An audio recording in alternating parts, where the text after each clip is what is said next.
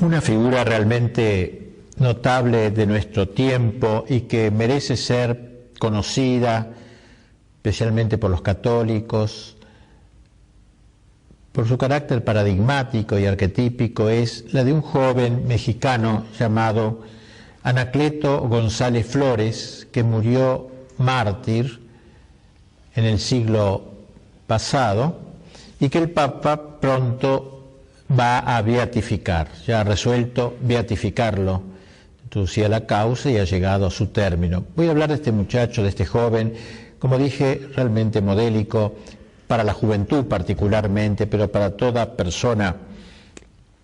Anacleto nació en Tepatitlán, un pueblito de Jalisco, de México, en el año 1888, en el estado cercano a Guadalajara, queda este pueblo. Sus padres, muy humildes, eran fervientes católicos, él de físico más bien débil. Desde chico mostró cualidades de caudillo, caudillo de barrio, inteligente, noble de sentimientos, y ya desde muy niño era tan didáctico, digamos, que los compañeros lo llamaban el maestro lo llamaba.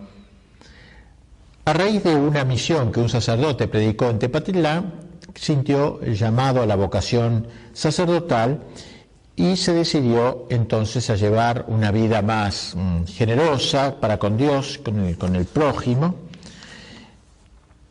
y luego entró al seminario, de donde saldría, convencido de que no tenía vocación, para dedicarse a una vida de militante católico. Pero antes de seguir la trayectoria de este joven que morirá por Cristo y por la patria mexicana, nos convendrá entender un poco lo que pasó en México, en el México de Anacleto, y para ello quizás remontarnos un poquito más atrás en la historia de dicha nación. A comienzos del siglo pasado, los primeros conatos de rebeldía contra España desde parte de México, protagonizados por dos sacerdotes, Hidalgo y Morelos, tuvieron una connotación demagógica, de lucha de clases, de razas mejor dicho, así como de aborrecimiento a la tradición hispánica. Esa fue una de las vertientes de la independencia de México. Por otra parte, aparece otra vertiente encabezada por una gran personalidad, Agustín de Iturbide, que tenía una visión completamente diferente. Él proclamó en 1821 el plan llamado Plan de Iguala, con tres garantías, decía él: la independencia de España, pero evitando una ruptura con la madre patria. Segundo lugar, la unión de todos los estamentos sociales, españoles, criollos e indios, y finalmente la religión católica como base espiritual de la nueva nación. Estas eran las tres garantías. Sobre estas tres bases, Iturbide fue proclamado emperador de México. Desgraciadamente, ese proyecto, mucho más en continuidad con toda la formación de México, fracasó, y entramos así en un segundo momento de la historia de esa noble nación, que se caracteriza por el triunfo del liberalismo. Fue la época de la llamada Reforma de Benito Juárez, un indio que estudió en la universidad, plasmada en una constitución, la Constitución de México del año 1857. Con el nombre de Reforma se quiso probablemente aludir a la rebelión protestante contra la Iglesia. Se trató de un nuevo proyecto eminentemente anticatólico y antihispano que hizo del liberalismo una especie de religión laica con la que la Iglesia quedó excluida totalmente de la escuela pública mexicana, y esto en un ambiente de admiración a la mentalidad predominante de los Estados Unidos y al espíritu de la Ilustración. Bien, hubo otros momentos, no vamos a detenernos demasiado en la historia de México. Una invasión de Francia, de los franceses, y se instauró también un nuevo imperio bajo un familiar de la familia de los Habsburgo, que luego fue fusilado este emperador Maximiliano, llamado así. La cosa que sube a comienzos del siglo XX un dictador llamado Porfirio, y luego de su caída comienzan grandes males para México, lo que se llama la Revolución Mexicana, impulsado por sucesivos presidentes, Carranza, Obregón, Calles, Cárdenas, siempre con el apoyo de los Estados Unidos. Es un movimiento que duró casi hasta nuestros días. Ante tantos males que herían el alma de México, surgió la idea de proclamar solemnemente el señorío de Cristo sobre la nación herida. Y entonces los obispos decidieron coronar públicamente una imagen del Sagrado Corazón, pero luego determinaron hacer un ofrecimiento más específico a Cristo Rey, donde se ponía bajo los pies de Cristo la nación mexicana, sus campos y ciudades, y el pueblo acompañó a sus pastores con el grito de «Viva Cristo Rey», proferido por primera vez en la historia, lo cual suscitó las iras del gobierno liberal y masónico. Y así, en 1917, con el mismo año de la Revolución Soviética, comienza una luz de decretos, cae sobre México. En un año, más de 100 decretos. Se impone la enseñanza laica, no solo en la escuela pública, sino aún en la privada. Se prohíben los votos, se prohíben, por tanto, las órdenes religiosas. Los templos pasaron a ser propiedad exclusiva del Estado. Se declaró a la Iglesia incapaz de poseer bienes, quedando los que tenían en manos del Estado. Se declaró el matrimonio como contrato meramente civil y por tanto se estableció el divorcio vincular. Se fijó un número determinado de sacerdotes para cada lugar que debía registrarse ante el poder político. Y así el catolicismo pasó a ser como un delito en México, un verdadero delito en México. Los creyentes eran vistos poco menos que como delincuentes. En Guadalajara, pequeña patria de Anacleto, la promulgación de estos decretos se llevó a cabo con espíritu jacobino realmente. El pueblo católico, sin embargo, no cejó, enfrentó esta situación. Las protestas se multiplicaban, pidiendo la derogación de los decretos. En el orden nacional sucedió a Carranza como presidente el general Obregón, quien tuvo la astucia de no aplicar íntegramente la Constitución de 1917. De ello se encargaría Calles, el próximo presidente, que será el enemigo de Anacleto, será el que lo lleve a la muerte a Anacleto, y gobernará este señor masón, desde el año 1924 a 1928, declarando la guerra al catolicismo mexicano. Fue durante su periodo, en 1925, cuando Pío XI instituyó la solemnidad de Cristo Rey.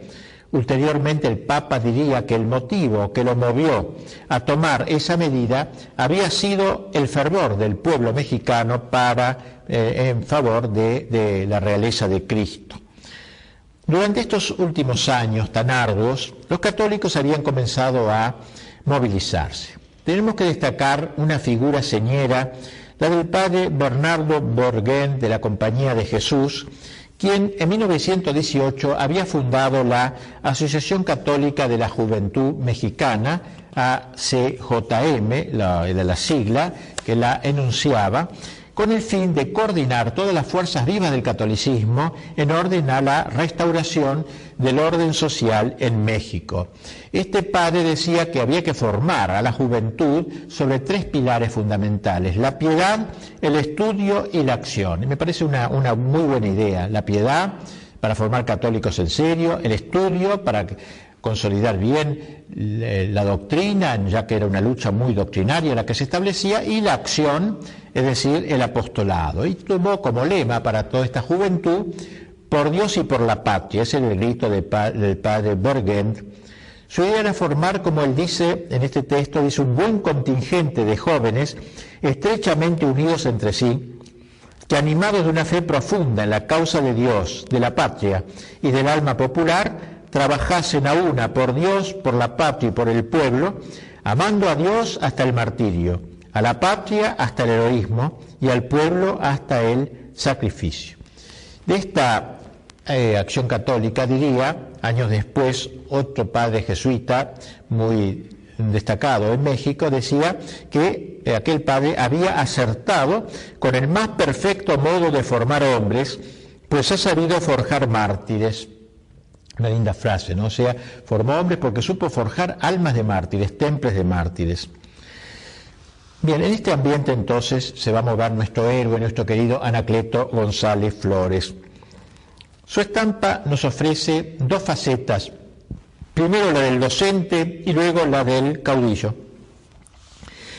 Ya hemos dicho cómo desde sus mocedades Anacleto mostró una clara inclinación a la docencia, inclinación que se fue intensificando en proporción al acrecentamiento de su formación intelectual.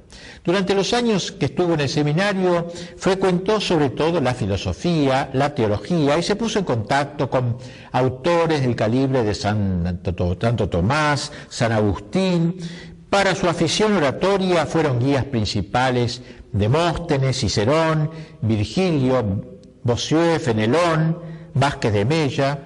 Su amor a las letras y a las artes lo acercó a Miguel Ángel, a Shakespeare, a Ibsen.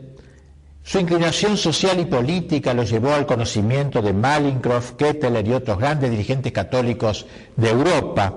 Y asimismo era experto en leyes, ya que había entrado luego de salir del seminario a la Facultad de Derecho, donde se recibió en jurisprudencia. Fue un verdadero intelectual, podríamos decir, un joven muy bien formado, no un intelectual de gabinete, pero sí un experto diagnosticador de la realidad que le fue contemporánea. Y así, si nosotros vemos sus escritos y los discursos que de él nos quedan, podemos encontrar en ellos una espléndida exposición de la tormentosa época que le tocó vivir, no solo en sí misma, sino también en sus antecedentes históricos. Entendía ante todo a México y más en general a Iberoamérica como la heredera de la España imperial. La vocación de España, dice en uno de sus escritos, tuvo un origen glorioso, los 8 siglos de estar espada en mano desbaratando las falanges de Mahoma. Continuó con Carlos V, siendo la vanguardia contra Lutero, y en Felipe II encarnó el ideal de justicia, y luego en las provincias iberoamericanas fue engendradora de pueblos España, siempre en continuidad con aquel primer grito de guerra de Pelayo en la Reconquista. Por eso escribe Anacleto: nuestra vocación, tradicionalmente, históricamente, espiritualmente, religiosamente, es la vocación de España, porque de tal manera se anudaron nuestra sangre y nuestro espíritu, con la carne, con la sangre, con el espíritu de España, que desde el día en que se fundaron los pueblos hispanoamericanos, desde ese día quedaron para siempre anudados nuestros destinos con los de España. Y en seguir la ruta abierta de la vocación de España está el secreto de nuestra fuerza, de nuestras victorias y de nuestra prosperidad como pueblo y como raza. La fragua que nos forjó, dice, es la misma que forjó a España. Nuestra retaguardia es de cerca de 13 siglos, larga historia que nos ha marcado hasta los huesos. Recuerda Anacleto, pues, los grandes momentos de España, de Felipe II, de Santa Teresa, de San Juan de la Cruz, del Quijote. Y dice que junto con esta España gloriosa que llega para ir constituyendo las tierras iberoamericanas y que propiamente su patria de México, accede también la Iglesia Católica, quien llega junto con los conquistadores para bendecir las piedras con que España cimentó nuestra nacionalidad. Ella encendió en el alma oscura del indio la antorcha del Evangelio. Ella puso en los labios de los conquistadores las fórmulas de una nueva civilización. Ella se encontró presente en las escuelas, los colegios, las universidades para pronunciar su palabra desde lo alto de la cátedra. Ella estuvo presente en todos los momentos de la vida del mexicano: el nacimiento, la adolescencia, la juventud, el amor, el matrimonio, la vejez, el cementerio. Concretado este proyecto glorioso de la hispanidad, aflora en el horizonte un enemigo. Aparece el adversario, el fantasma del anticatolicismo y la antihispanidad. Es el gran movimiento subversivo de la modernidad encarnado, dice Anacleto, en tres grandes enemigos: la revolución, el protestantismo y la masonería. El primer contrincante es la revolución, que en el México moderno encontró una concreción aterradora en la Constitución de 1917, nefasto intento por desalojar a la Iglesia de sus gloriosas y seculares conquistas. Frente a aquellas nupcias entre España y nuestra tierra virgen, escribe Anacleto, la revolución, con mayúscula, la revolución quiso celebrar nuevas nupcias, claro que en la noche, en las penumbras misteriosas del error y del mal. Estas nuevas ideas de la revolución han ido entrando de manera disolvente en las entrañas de la nación mexicana como un brebaje maldito, una epidemia que se introdujo en la sangre y en los huesos de la patria, llegando a suscitar generaciones de ciegos, de paralíticos y de mudos de espíritu. En México, escribe, han jurado derribar la mansión trabajosamente construida. El revolucionario no tiene casa, escribe Anacleto, no tiene casa ni de piedra ni de espíritu. Su casa es una quimera que tendrá que ser hecha con el derrumbe de todo lo existente. Por eso ha jurado demoler nuestra casa, esa casa donde por espacio de 3 siglos misioneros, conquistadores y maestros sudaron y se desangraron para edificar cimientos y techos. Y luego esbozaron el plan de otra casa, la del porvenir. Hasta ahora, dice, no han logrado demoler del todo la casa que hemos levantado en estos 3 siglos. Si no lo han podido es porque todavía hay fuerzas que resisten, porque todavía el viejo catecismo de Ripalda y el atlas de la mitología mantiene las columnas hispánicas y católicas de la autoridad, la propiedad y la familia. Sin embargo, persisten en invadirlo todo, nuestros templos, hogares, escuelas, lenguaje, con sus banderas políticas. Incluso recuerda cómo en aquellos días el enemigo había intentado crear una iglesia cismática, encabezada por un sacerdote apóstata llamado el padre Pérez, para mostrar que nuestra ruptura con la hispanidad resultaba inescindible de nuestra ruptura con la Iglesia de Roma. Son invasores, son intrusos. Y termina diciendo nuestro Anacleto cómo este trabajo de la demoledor de la revolución no ha sido, por cierto, infructuoso, porque si hemos llegado a ser un pueblo tuberculoso, escribe, lleno de úlceras y en bancarrota, es solamente porque una vieja conjuración legal y práctica desde hace mucho tiempo mutiló el sentido de lo divino. México ha sido saqueada por la revolución, por los Juárez, por los Carranza, por las autoridades políticas de este movimiento. Este sería pues el primer gran enemigo que viene a demoler la casa mexicana, la casa hispano-católica de México.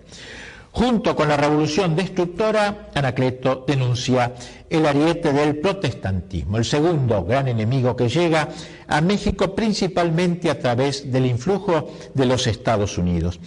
Él trae a colación aquella conocida frase de Roosevelt, el viejo Roosevelt, cuando le preguntaron si se efectuaría pronto la absorción de los países hispanoamericanos por parte de los Estados Unidos. La creo larga la absorción, dijo, y muy difícil, mientras esos países sean católicos. Así que el viejo choque, dice él, entre Felipe II e Isabel de Inglaterra se renueva ahora en el México tradicional, y la fuerza del protestantismo que intentan penetrar por doquier, llegando al corazón de las multitudes, sobre todo para apoderarse de la juventud. Y el tercer enemigo, quizás el más terrible de todos, es la masonería, que levanta el estandarte de la rebelión contra Dios y contra su Iglesia. Anacleto la ve expresada principalmente en el ideario de la Revolución Francesa, madre de la democracia liberal, que en buena parte llegó a México también por la intercesión de los Estados Unidos. Y así entonces este tercer movimiento, esta masonería, llega del brazo con la democracia moderna. Nuestra democracia, dice Anacleto, ha sido un interminable vía crucis, cuya peor parte le ha tocado al llamado pueblo soberano. Primero se lo proclamó rey luego se lo coronó de espinas, se le puso un cetro de caña en sus manos, se lo vistió con harapos y ya destruido se lo cubrió de salivazos.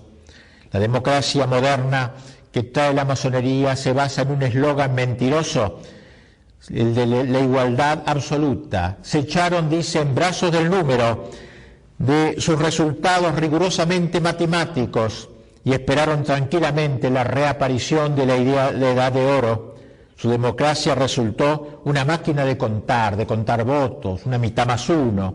Consideran a la humanidad, dice, como una inmensa masa de guarismos donde cada hombre no vale por lo que es, sino por constituir una unidad, por ser uno, por votar y valer uno. Todo hombre es igual al otro, el sabio y el ignorante, el honesto y el ladrón. Nadie vale un adarme más que otro, con iguales derechos, con iguales prerrogativas. Y si esa democracia escribe no necesita de sabios ni de poetas, como han dicho sus mentores, tampoco necesita de héroes ni de santos. ¿Por qué sacrificarnos? ¿Por qué mejorar si en el pantano, si debajo del pantano la vida es una máquina de contar y cada hombre vale tanto como los demás? Y así esto ha traído en México un derrumbe generalizado, un descenso arrasador y vertiginoso. Todo hemos descendido, todo ha descendido, nos arrastramos bajo el fardo de nuestra inmensa, de nuestra aterradora miseria, de nuestro abrumador empobrecimiento. Democracia maligna esta, porque ha roto su cordón umbilical con la tradición, con su pasado fecundante. Este es, pues, el tercer gran enemigo del pueblo mexicano. Resulta interesante advertir cómo González Flores supo ver ya en su tiempo el carácter destructivo e invasor del espíritu norteamericano, incurablemente protestante y democrático liberal.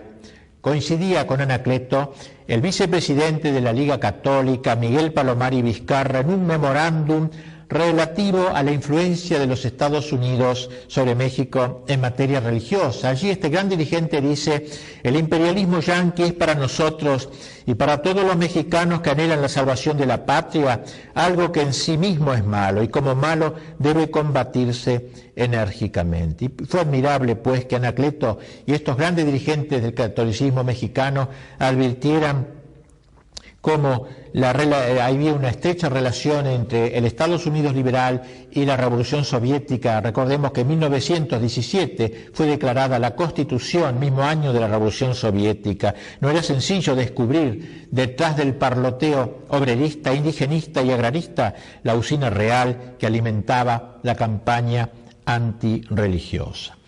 Tales fueron, según la visión de Anacleto, los tres grandes propulsores de la política anticristiana y antimexicana: la revolución, el protestantismo y la masonería.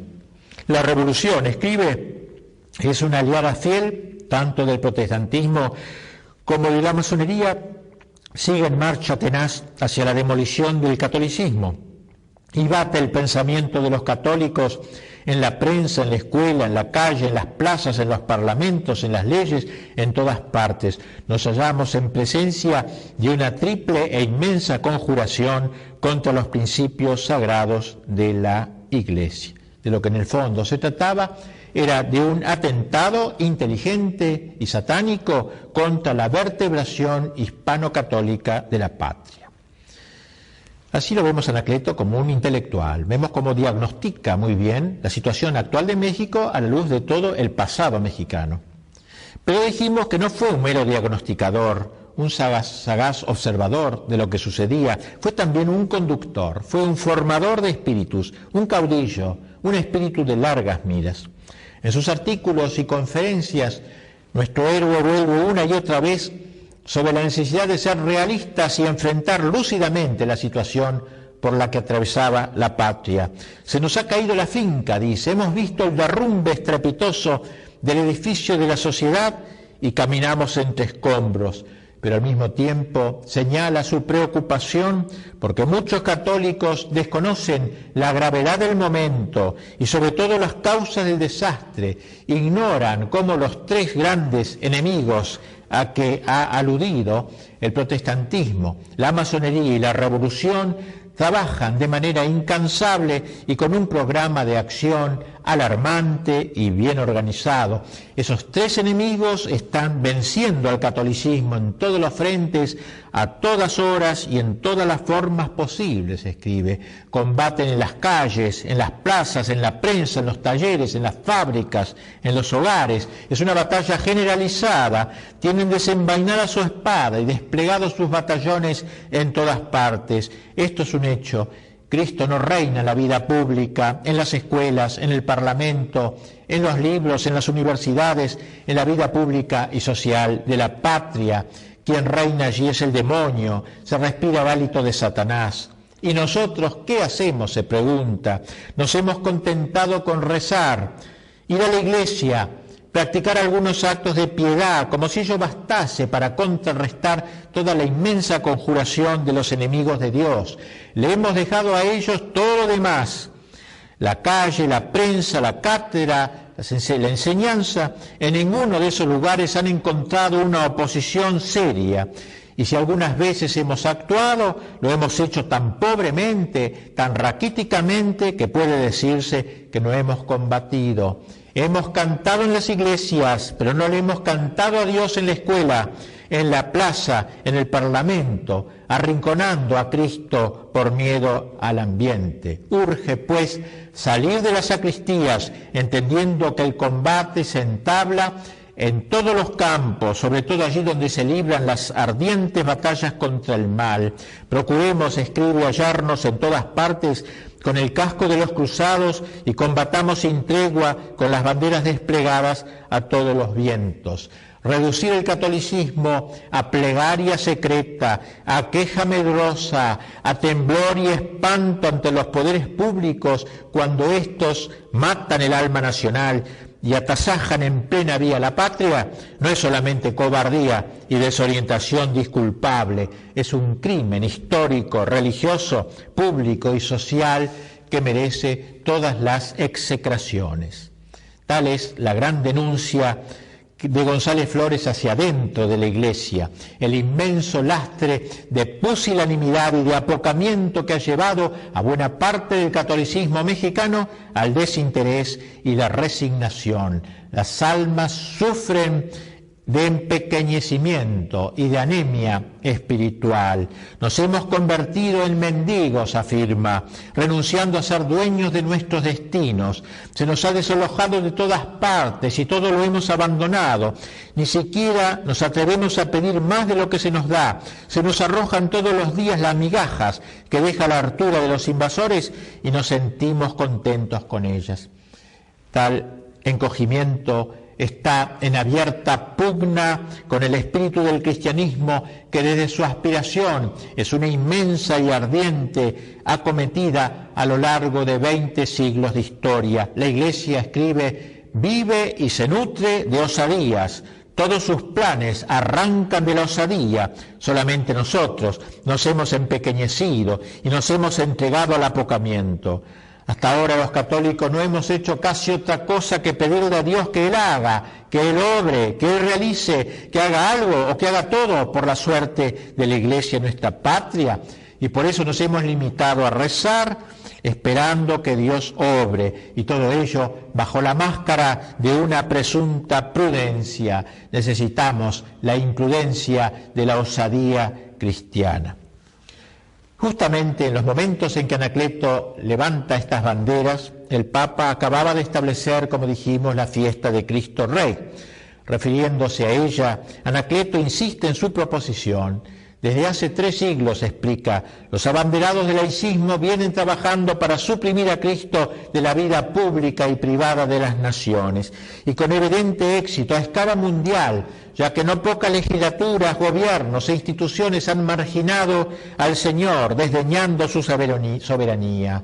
Lo relevante de haber el Papa instituido esta fiesta no consiste tanto en que se lo proclame a Cristo como Rey de la vida pública y privada. Ello es, por cierto, importante, pero mucho más lo es que los católicos entendamos nuestras responsabilidades subsiguientes.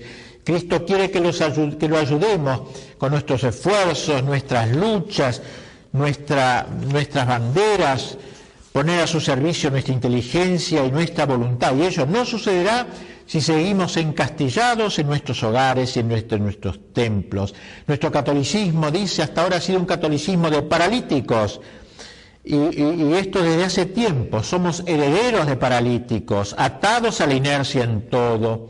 Los paralíticos del catolicismo son de dos clases: los que sufren una parálisis total, limitándose a creer las verdades fundamentales sin jamás pensar en llevarlas a la práctica, y los que han quedado sumergidos en sus devocionarios, no haciendo nada para que Cristo vuelva a ser Señor de todo. Y claro está, escribe, que cuando una doctrina no tiene más que paralíticos, se tiene que estancar, se tiene que batir en retirada delante de las recias batallas de la vida pública y social, y al poco tiempo tendrá que quedar reducida a la categoría de momia, inerme, muda y derrotada. Nuestras convicciones están encarceladas por la parálisis. Será necesario que vuelva a oírse el grito del Evangelio, comienzo de todas las batallas y preanuncio de todas las victorias. Falta pasión, encendimiento de una pasión inmensa que nos incite a reconquistar las franjas de la vida que han quedado separadas de Cristo. Judas se ahorcó, dice Anacleto en otro lugar, mas dejó una numerosa descendencia, los herejes, los apóstatas, los perseguidores, pero también la dejó entre los mismos católicos, porque se parecen a Judas, los que saben que los niños y los jóvenes están siendo apuñaleados, descristianizados en los colegios laicistas, y sin embargo, después de haberle dado a Jesús un beso dentro del templo, entregan las manos de sus hijos en las manos del maestro laico, para que Cristo padezca nuevamente los tormentos de sus verdugos. Se parecen a Judas los católicos que no colaboran con las publicaciones católicas, permitiendo que éstas mueran, o los que entregados en brazos de la pereza dejan hacer a los enemigos de Cristo. También se le parece a los que no hacen sino criticar acerbamente a los que se esfuerzan por trabajar, porque contribuyen a que Cristo quede a merced de los soldados que lo persiguen. Como ven ustedes, González Flores trazó un perfecto cuadro de la situación anímica de numerosos católicos enteramente pasivos ante los trágicos acontecimientos que se iban desarrollando en la patria mexicana. Los católicos de México, señala, han vivido aislados, sin solidaridad, sin cohesión firme y estable, y ello alienta al enemigo, al punto de que hasta el más infeliz policía se cree autorizado a bofetear a un católico sabiendo que los demás se encogerán de hombros. Hemos dicho que desde niño Anacleto fue apodado el maestro por su nativa aptitud didáctica. Este bautizo, que resultó espontáneo, se tocó después en cariñoso homenaje y hoy es un título glorioso, maestro, sobre todo en cuanto forjador de almas. Consciente del estancamiento del catolicismo y la pusilanimidad de la mayoría, o como él dijo, del espíritu de cobardía de muchos católicos y del amor ardiente que sienten por sus propias comodidades y por su catolicismo de reposo, de pereza, de apatía, de inercia y de inacción, se abocó a formar jóvenes católicos militantes que hiciesen suyos el ideal del combate, convencidos de que su misión es batirse hoy, batirse mañana, batirse siempre bajo el estandarte de la verdad. A su juicio, el espíritu de los católicos, si querían de veras ser tales y militantes, debía forjarse en dos niveles, el de la inteligencia y el de la voluntad. En el nivel de la inteligencia, ante todo, ya que las batallas que tenemos que reñir, dice, son batallas de ideas, batallas de palabras. Los modernos medios de comunicación, escribe, aunque sirven generalmente para el mal, podrán ayudarnos si a ellos recurrimos para que nuestras ideas se abran paso con mayor celeridad en orden a ir creando una cultura católica. No podemos seguir luchando a pedradas mientras nuestros enemigos nos combaten con ametralladoras. En esta obra de propagación de la verdad, todos pueden hacer algo, desde los rudos e ignorantes, dedicarse a estudiar, los más cultos, enseñar a los demás. Los que no son capaces de escribir ni de hablar, al menos pueden difundir un buen periódico. Los que tienen destreza en hablar y escribir podrán adoctrinar a los demás. No nos preguntemos ya cuánto hemos llorado, sino qué hemos hecho o qué hacemos para afianzar y robustecer las inteligencias. A unos habrá que pedirle solo una ayudita económica, a otros su pluma y su palabra, a otros que no compren más los diarios del enemigo, a otros que vendan periódicos católicos. Ya llegará el momento en que después de un trabajo fuerte, escribe, profundo de formación de conciencia, todos los espíritus estén prontos a dar más de lo que ahora dan, y entonces los menos dispuestos a sacrificarse querrán aumentar su contingente energía, y de este modo habremos logrado que todos se aproximen al instante en que tengamos suficientes mártires que bañen con su sangre la libertad de las conciencias y de las almas en nuestro país. Anacleto no se quedó con meras buenas intenciones, se propuso constituir un grupo de personas deseosas de formarse, no limitado, por cierto, a los de inteligencia privilegiada, sino abierto a todos cuantos deseasen adquirir una cultura lo más completa posible. Para él este era el trabajo más urgente. La influencia de ese grupo resultaría incontrastable, porque, dice, se hallaría en posesión de los poderes más formidables, cuales son la idea y la palabra. Y para esto Anacleto se dirigió principalmente a la juventud, a las que por 11 años consagró lo mejor de sus energías. Allí, junto a la iglesia de Guadalajara, el santuario que hay en la misma ciudad de ese nombre, hizo ahí el lugar predilecto de sus tertulias y alquiló una casa en las vecindades donde se reunía con los jóvenes y los iba formando. Y en ese lugar formó un centro de estudios donde se estudiaba distintas cosas, queriendo formar lo que llamaba una aristocracia del talento. Para ello nada mejor que poner a aquellos jóvenes en contacto con los pensadores de relieve, los grandes literatos, los historiadores veraces. Esta fue su obra predilecta, su centro de operaciones y el albergue de sus amistades más entrañables, más decididas. A esos muchachos los consideraba como una ampliación de su familia. En el oratorio de aquella casa contrajo matrimonio y su primer hijito pasó a ser puntual concurrente de las reuniones dominicales. Anacleto era el maestro por antonomasia, escribe uno de esos chicos. Estaba siempre a punto para dar un consejo, esclarecer una idea o forjar un plan, ya de estudio, ya de acción. Nos enseñó a orar, a estudiar, a luchar en la vida práctica y también a divertirnos, porque él sabía hacer todo eso. Lo mismo se lo encontraba jugando una partida de billar, que tañendo la guitarra o sosteniendo animados corrillos con su inacabable repertorio de anécdotas. Y así fuimos aprendiendo poco a poco que la vida del hombre sobre la tierra es una lucha, que es guerra encarnizada y que los que mejor la viven son los más aguerridos, los que se vencen a sí mismos y luego se lanzan contra el ejército del mal para vencer cuando mueren y dejan a sus hijos la herencia inestimable de un ejemplo heroico. Creó Anacleto varios círculos de estudio, un grupo que estudiaba sociología, otro grupo apologética o periodismo, literatura, filosofía, y así le dio importancia a todos estos aspectos, incluido el aspecto estético, que le parecía muy importante, porque la belleza es el esplendor de la verdad. Por tanto, si uno enseña la verdad, no puede separarse de la belleza. El bello arte, dejó escrito, es un poder añadido a otro poder, es una fuerza añadida a otra fuerza, es el poder y la fuerza de la verdad unidos al poder y la fuerza de la belleza. Es, por último, la verdad cristalizada en el prisma polícromo y encantador de la belleza. Y así quería que esos muchachos lucharan en la verdad y en la belleza. Así fue formando esta pléyade de jóvenes que luego serían verdaderamente los grandes héroes en esta terrible situación. La persistencia en la persecución religiosa que comenzó el gobierno impulsó a un grupo de católicos al combate incluso armado. Es cierto que Anacleto se dedicó solo a trabajar sobre las inteligencias, formar aquella aristocracia del talento de que le gustaba hablar y robustecer las voluntades de los que lo seguían. No soy más que un herrero forjador de voluntades, le gustaba repetir este hombre, que al decir de Gómez Robledo era una afirmación hirviente, tumultuosa, de sangre y hoguera, recomendaba siempre de nuevo: hay que criar coraza. No se engañaba, la patria requería caracteres recios. Y así entonces, él sabía que primero, para poder ser militante católico, había que dominarse a sí mismo.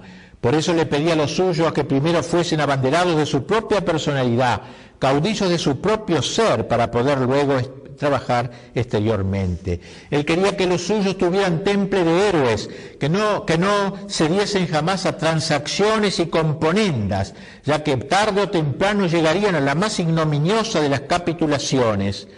Para formarse en la escuela del heroísmo, él aconsejaba tener amigos héroes, amigos valientes, no amigos medrosos, timoratos. En medio de esta borrasca, pues, él quería alzar un muro de conciencias fuertes, de voluntades recias, de caracteres que supiesen derrotar a la violencia bruta, no con el filo de la espada, sino con el peso de una conciencia que rehúye las capitulaciones y espera pie firme todas las pruebas. Así él, entonces, por ser fiel a sus ideas, fue varias veces detenido por la policía, pero apenas salía del calabozo volvía otra vez a las andadas con sus grupos, salía de campamento con ellos para una formación más integral. A él nunca le faltó ocasión de acomodarse con el poder. Le ofrecieron varias veces acomodarse, prebendas y todo. Él no. Él consideraba una grave injuria eso. Él decía, ellos quieren que yo me integre a la masonería, que quiere entrar con los hermanos 3 puntos, pero yo de ninguna manera. Así que siempre él descartó todo ambición de crecimiento, de poder y de dinero. Así fue Anacleto, el gran caudillo del catolicismo mexicano. Él quería un catolicismo pletórico de juventud. Él exalta mucho la juventud. ¿Por qué? Porque veía en la juventud un símbolo de la energía, del combate, de la fuerza. Él decía que los católicos mexicanos habían perdido la juventud. Y si medimos todos nuestros pasos, contamos todas nuestras palabras, recomponemos nuestros gestos, todas actitudes de ancianos, decrépitos, de personas que se miden completamente. Y así dice, muchos no se atreven a mover ni un dedo por temor a despertar las iras del enemigo. Y así se ha ido formando una generación de viejos que solo saben calcular, contar, comprar y vender con la característica fiebre de la vejez, que es la avaricia. Todos recomiendan prudencia, y para ellos prudencia significa pensarlo todo, medirlo todo, calcularlo todo, para salvar la tranquilidad y esquivar todos los riesgos. Y aquellos que se lanzan al combate los llaman exagerados, como los que se juegan por la verdad. Será preciso, pues, que la vida de los mexicanos se rejuvenezca, sabiendo que el precio de la victoria ha sido siempre el sacrificio y la lucha. Insiste Anacleto que el cristianismo está inescindiblemente unido a la juventud de espíritu.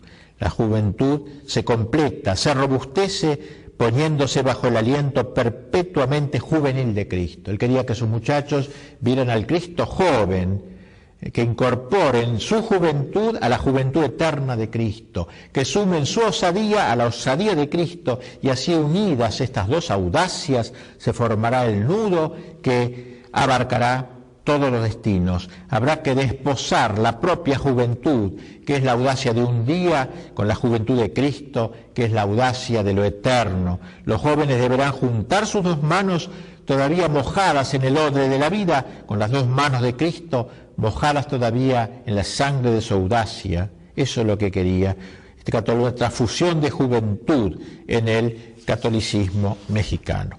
Destaquemos el valor que Anacleto le atribuía a la palabra, sea oral o escrita. Como orador fue fulgurante.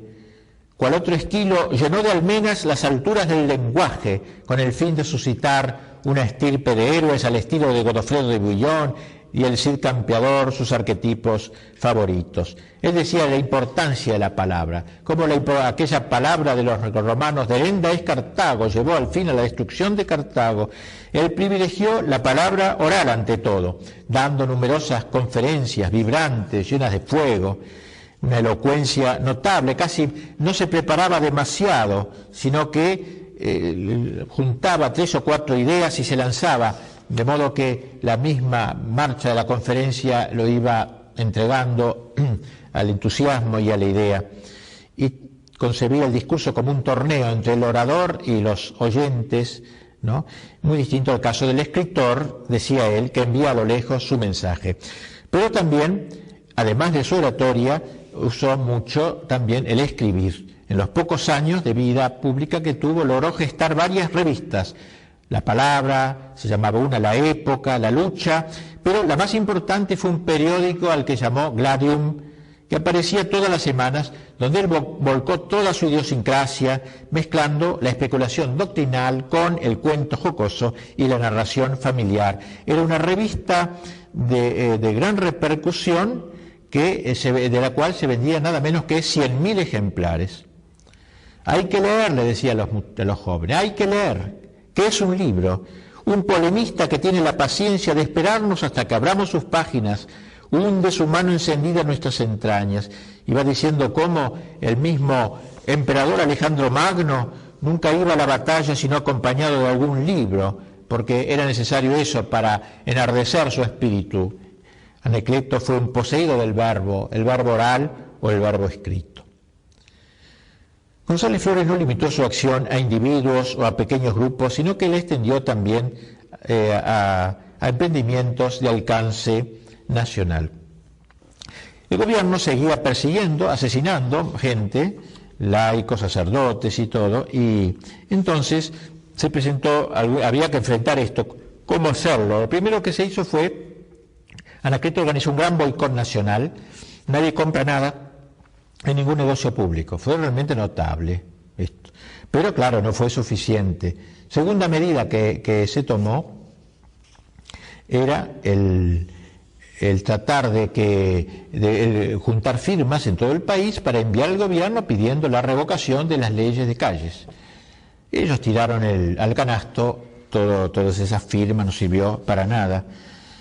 Y entonces lo fueron a ver a Calles, al presidente de la República, y él les dijo, miren señores, hay tres posibilidades, ¿no? O que las cámaras cambien las leyes, que no lo van a hacer, o que ustedes junten tal número de gente que yo tenga que retroceder, lo cual no lo van a hacer, o si no la lucha, y la tendrán enfrente. Y así entonces, como ellos habían hecho todos los medios, puesto todos los medios posibles, digamos sin éxito, recurrieron al último medio. El 31 de julio de 1916, que era el día señalado por el decreto presidencial para que entrara en vigor la ley de cultos, el episcopado ordenó cerrar todas las iglesias de la nación. Todos los sacerdotes abandonaron las iglesias, que quedaron al cuidado de los fieles. Los católicos recorrían las calles gritando «Viva Cristo Rey, mueran los perseguidores de la iglesia». El presidente Calles les había dicho, o se someten a las leyes, o acuden a las cámaras, o toman las armas. Para todo estoy preparado. Recuerdan que dijimos, y bueno, había llegado el momento de tomar las armas, pero ¿se podía hacerlo? ¿Era legítimo hacerlo? Entonces los católicos se dirigieron a Roma para consultar en el Vaticano que les dijesen si era lícito en ese caso la lucha armada.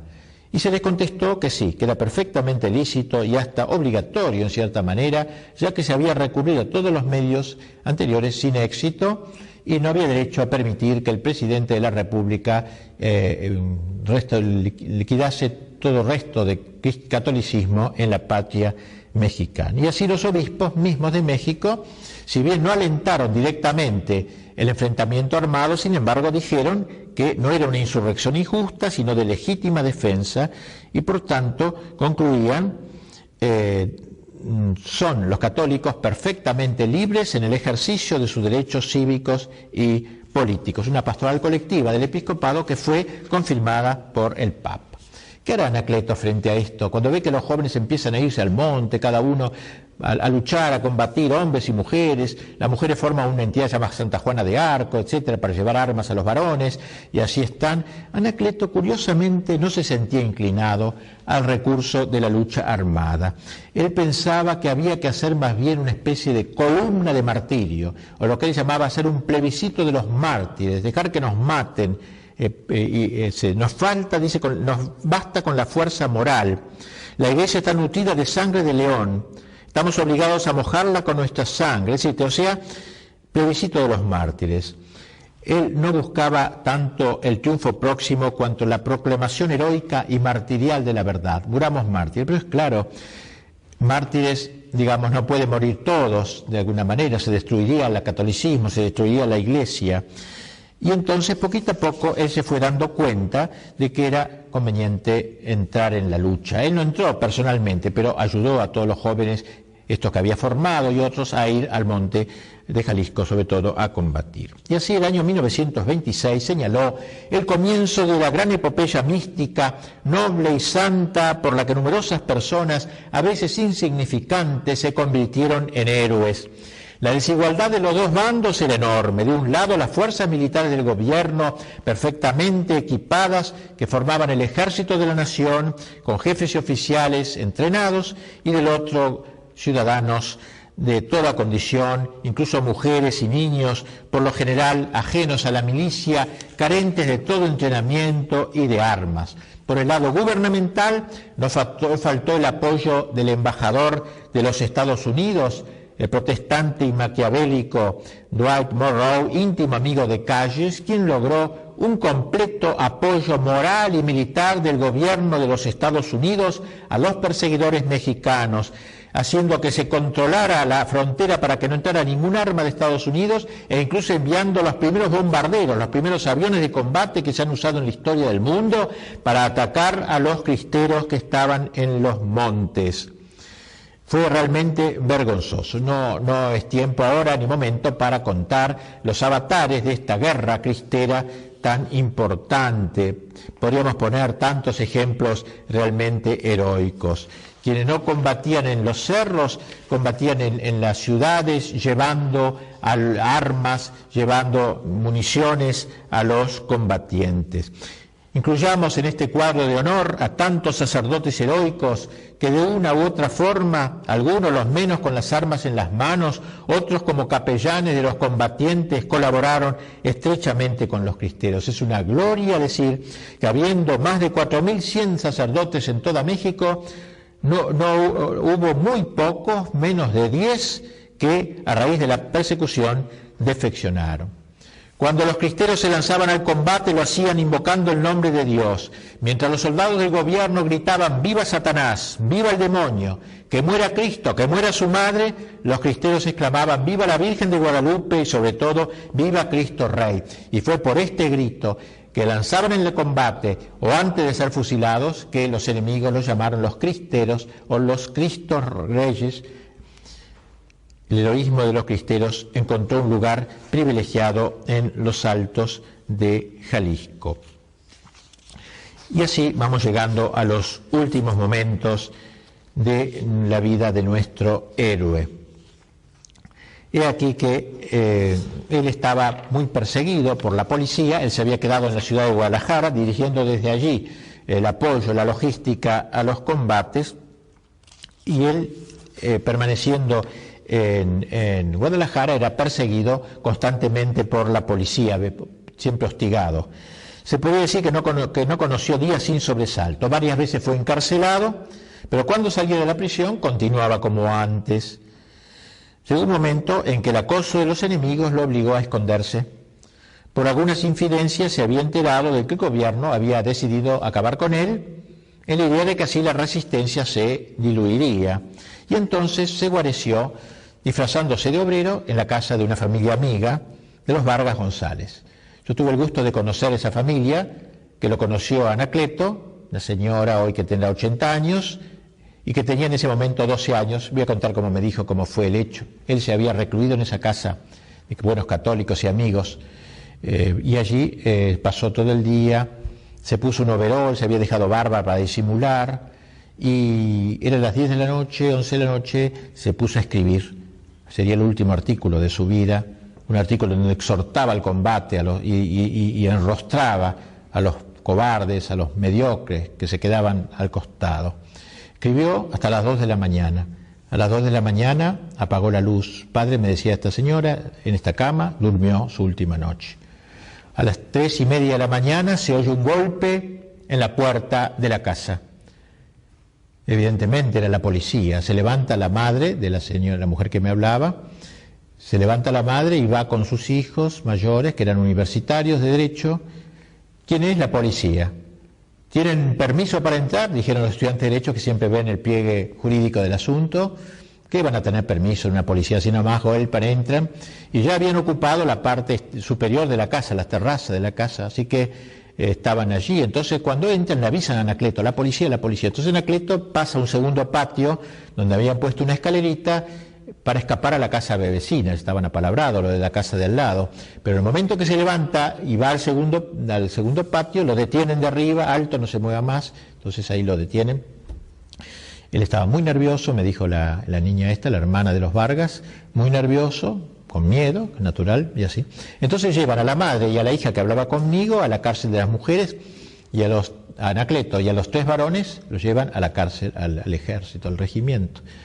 Entonces ahí me contaba ella, bueno, mamá estaba desesperada, ¿qué serán de mis 3 hijos? Los matarán a mis 3 hijos. Y en un momento voy a volver a uno de ellos. Vivo, no entendía nada, era que habían dicho, al menor de ustedes queda libre, quedan los otros 2. Bueno, mientras tanto, los 3 eran torturados, les hacían preguntas.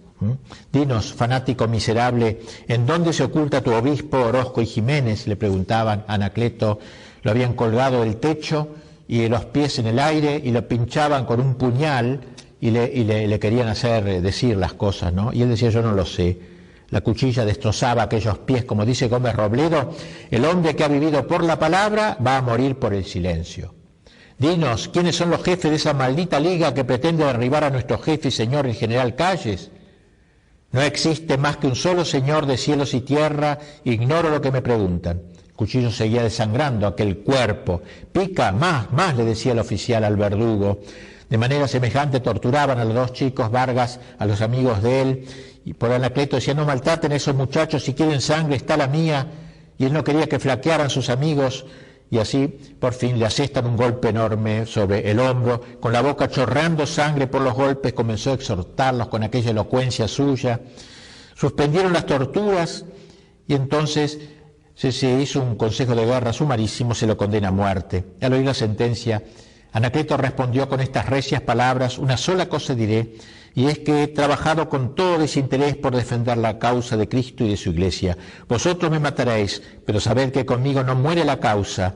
Me voy, pero con la seguridad de que pronto veré el triunfo de la religión en mi patria. Era el 1 de abril de 1927, recitó el acto de contrición y en medio de sus dolores tuvo coraje para decirle al jefe general, perdone usted de corazón, muy pronto nos veremos ante el tribunal divino, el mismo juez que me va a juzgar será su juez, entonces tendrá usted un intercesor en mí con Dios. Los soldados vacilaban en disparar, entonces el general hizo una seña al capitán y este le dio con un hachazo en el lado izquierdo del torso y al caer los soldados descargaron sus armas sobre el mártir, el cual dijo, con las últimas energías, dijo estas palabras formidables, por segunda vez, oigan América este grito, yo muero, pero Dios no muere, viva Cristo Rey. Es el grito que había lanzado el siglo pasado, el siglo XIX, García Moreno, cuando la masonería lo asesinó. Dios no muere, por eso, oiga, de nuevo América, por segunda vez el grito, Dios no muere. Anacleto tenía 38 años. Casi a la misma hora eran fusilados los 2 hermanos Vargas González y otros amigos de él, y llevaron entonces los cadáveres, una gran manifestación por la calle en favor de ellos. La pobre viuda tenía sus hijitos, los acercó al cadáver. Mira, le dijo a su hijo mayor, 8 años, este es tu papá, ha muerto por confesar la fe. Promete sobre este cuerpo que tú harás lo mismo cuando seas grande, si así Dios lo pide. Y así, se le acercaron a otro de los hijitos y le dijeron, pero ¿por qué lo mataron así a tu papá? Y el chiquito dijo, lo mataron porque quería mucho a Dios. Linda frase en un chico de 6 años. Grande fue, pues, el acto, digamos, cuando él muere. Yo estuve en la tumba rezando delante de él y encontré esta lápida tan preciosa que mucho me ha impresionado y con la cual termino. Verbo vita et sanguine docuit. Enseñó con la palabra, verbo, vita, con la vida, sanguine, y con la sangre. Es decir, fue maestro, porque fue un maestro en toda la extensión de la enseñanza por la palabra, por las obras y por la sangre. El martirio en un sentido pleno, el martirio de la palabra, el martirio de las obras y el martirio de la sangre. Bien, este gran joven se ha resuelto ya la beatificación, como dije al comienzo, que va a realizarse en el presente año. Se iba a hacer el año pasado, pero como el Papa no pudo ir a Guadalajara con motivo del Congreso Eucarístico Internacional, creo que lo va a hacer en los próximos meses. Pienso que es un muchacho ejemplar, paradigmático, verdaderamente un héroe y un santo.